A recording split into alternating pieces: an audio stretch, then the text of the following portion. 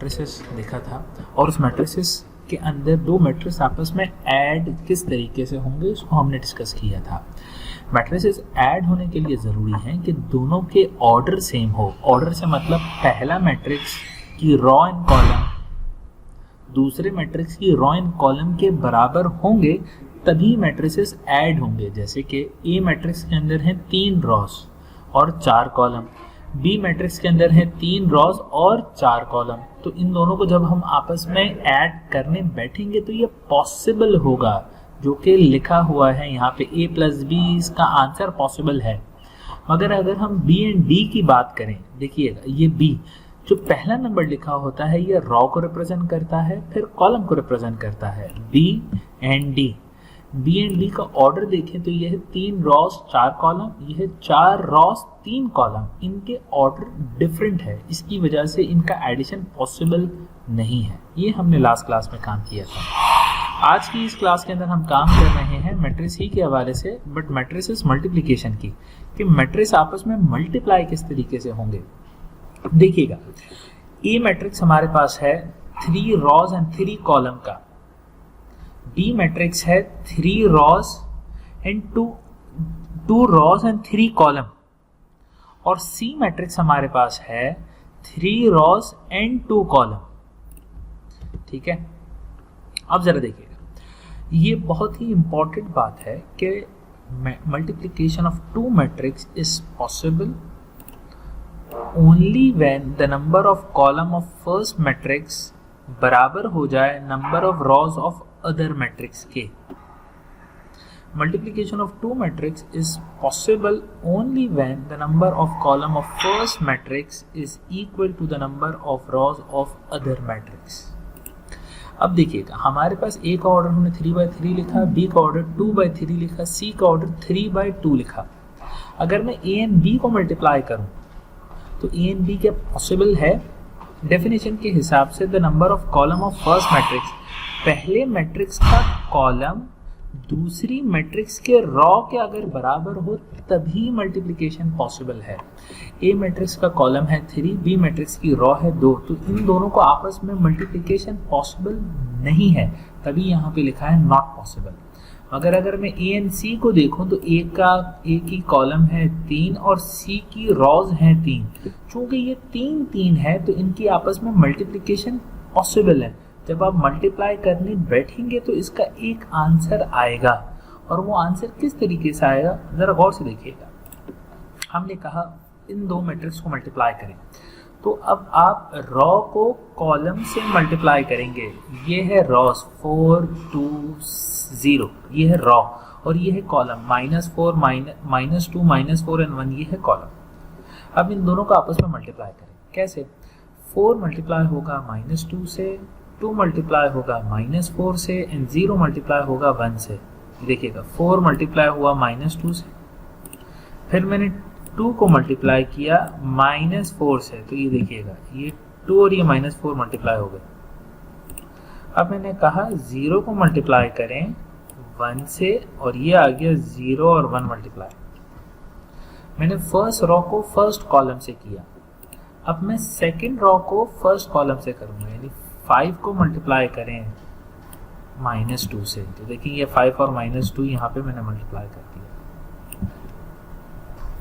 फिर 6 को मल्टीप्लाई करें -4 से, तो ये 6 और -4 मल्टीप्लाई हुआ। फिर 7 को मल्टीप्लाई करें +1 से, तो ये 7 और 1 आपस में मल्टीप्लाई हुआ। सिमिलरली मैं थर्ड रॉ को फर्स्ट कॉलम से मल्टीप्लाई करूंगा, -3 multiply with -2, -3 and -2।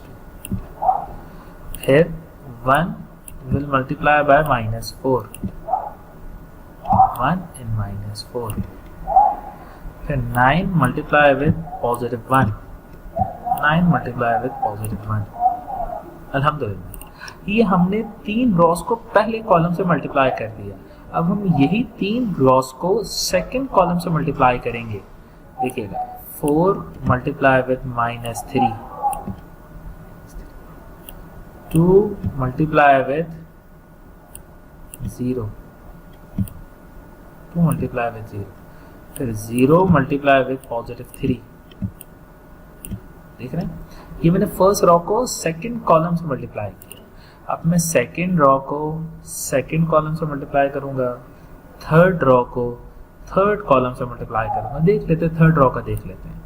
-3 will multiply with -3, -3 multiply by -3। इस तरीके से मैंने पूरा मैट्रिक्स डेवलप कर दिया। अब काम बहुत आसान हो गया, अब तो सिर्फ मल्टीप्लिकेशन है। 4 multiply by 2, 8 and -8 because of the minus sign. सबको मल्टीप्लाई किया, आंसर लिखा, इनको आपस में ऐड किया। जरा देखिएगा, ये फर्स्ट कॉलम है, ये सेकंड कॉलम है। फर्स्ट कॉलम के अंदर जब हमने इसको ऐड प्लस कर दिया, सॉल्व किया, तो इसका आंसर -16 आया। सिमिलरली इन सबके अपने अपने आंसर्स आए, तो हमारे पास जो फाइनल मैट्रिक्स क्रिएट हुआ ये बना 3 रॉज एंड 2 कॉलम का। देखिएगा इसकी एक दूसरी tip, for the matrix multiplication we first calculate column of first matrix with the row of second matrix. अगर इन दोनों का ऑर्डर सेम है तब ये मल्टीप्लाई होंगे, ठीक है। तो हमने ये देख के कहा कि ये ए एंड सी मल्टीप्लाई होंगे, मगर जो इसका फाइनल आंसर आएगा उसका ऑर्डर क्या निकलेगा, उस ऑर्डर के लिए हम ये कहते हैं। जरा देखिएगा, मेरे पास जो फाइनल आंसर आया है उसका ऑर्डर है 3 रॉज एंड 2 कॉलम।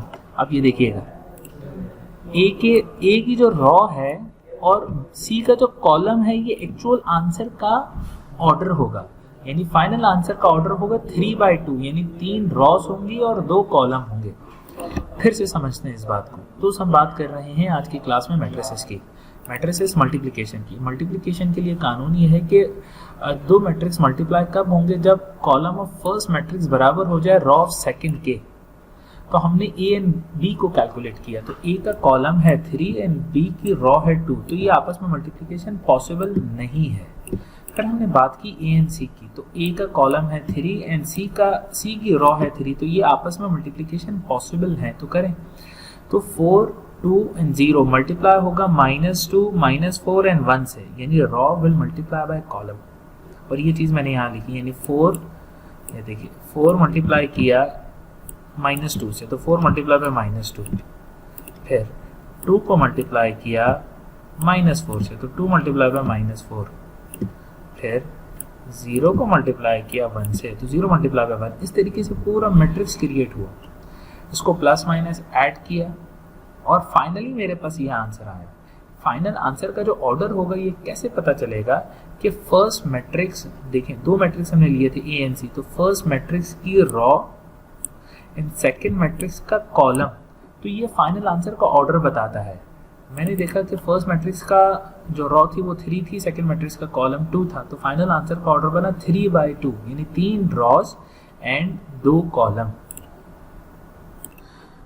नोट करिएगा कि सी के इस सवाल यानी पार्ट 9 के सी के सुपर स्क्रिप्ट के अंदर टी है, सिमिलरली ए के सुपर स्क्रिप्ट में टी है। T represent transpose. ट्रांसपोज का मतलब ये होता है कॉलम चेंज हो जाएगा रॉ में एंड रॉज चेंज हो जाएंगी कॉलम में। जैसे कि हमारे पास एक सवाल है जिसमें ए जो है वो किसके बराबर है दोस्त, ए हमारे पास बराबर है इसके 3, 2, 0, 5, 6, 7, 3, 1, 9। जब हम इसका ट्रांसपोज लेंगे ना, तो ये जो रॉ थी ना फर्स्ट रॉ, ये फर्स्ट रॉ फर्स्ट कॉलम बन जाएगी। यानी अब हम नया मैट्रिक्स लिखेंगे 4, 2, 0, फिर 5, 6, 1, फिर 3, 1, 9। दोस्तों ट्रांसपोज जैसे हमने देखा, ट्रांसपोज का मतलब क्या होता है, जैसे हमने कहा कि यहाँ पे टी के ऊपर ट्रांसपोज लिखा है, सी एंड टी ट्रांसपोज होगा और फिर मल्टीप्लाई होगा।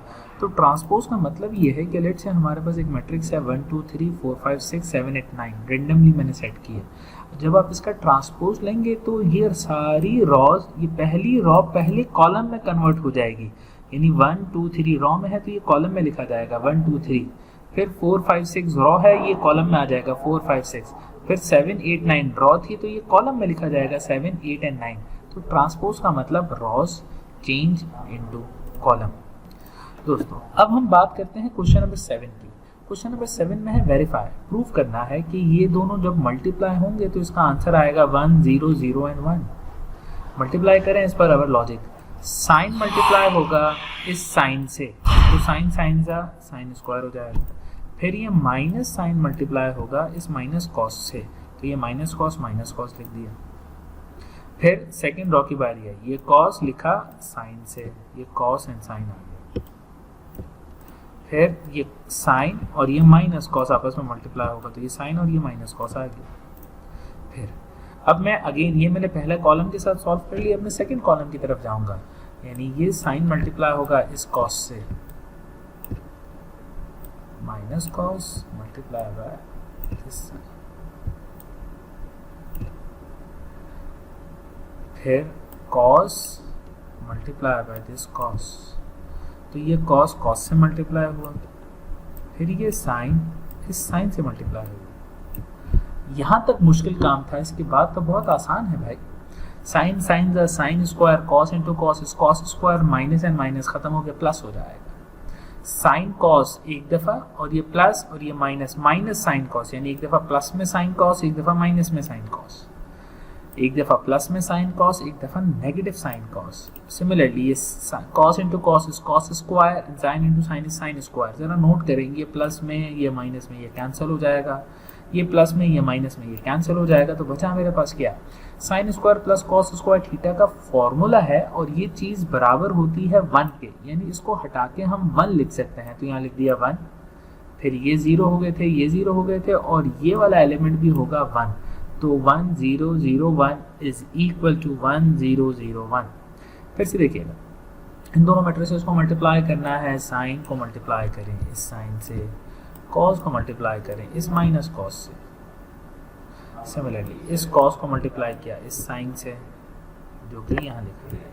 फिर मैंने इस साइन को मल्टीप्लाई किया इस माइनस कॉस से, जो कि मैंने यहाँ लिखा है। अब ये पहले कॉलम के साथ सॉल्व कर लिया, सिमिलरली मैं सेकंड कॉलम के साथ करूँगा। मल्टीप्लाई किया तो पता चला कि ये नेगेटिव एंड पॉजिटिव कैंसिल हो रहा है, और ये पूरी चीज़ आइडेंटिटी 1 के बराबर है, तो बचा मेरे पास 1 0 0 1, तो यही हमारा आंसर है। अस्सलाम वालेकुम दोस्तों, ये ज़रा देखिएगा, आपके पास कुछ प्रॉपर्टीज़ हैं मैट्रिसेस की। मैट्रिसेस के अंदर A B is not equal to B A, यानी 2 multiply by 3 is 6 and 3 multiply by 2 is 6 in scalar quantities. But matrices के अंदर ये बात ट्रू नहीं होती, यानी ए बी का आंसर बी ए के बराबर नहीं आएगा। इसी तरीके से अगर कोई स्टूडेंट कहे कि a इंटू बी में प्लस कर दो b इंटू ए, तो क्या ये 2 times of a into B बन जाएगा? तो आंसर है नो।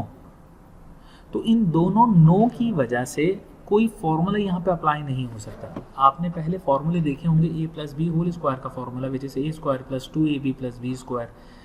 वैसे ही माइनस का फॉर्मूला, वैसे ही a square minus B square का जो फॉर्मूला है वो है a plus B and a minus B.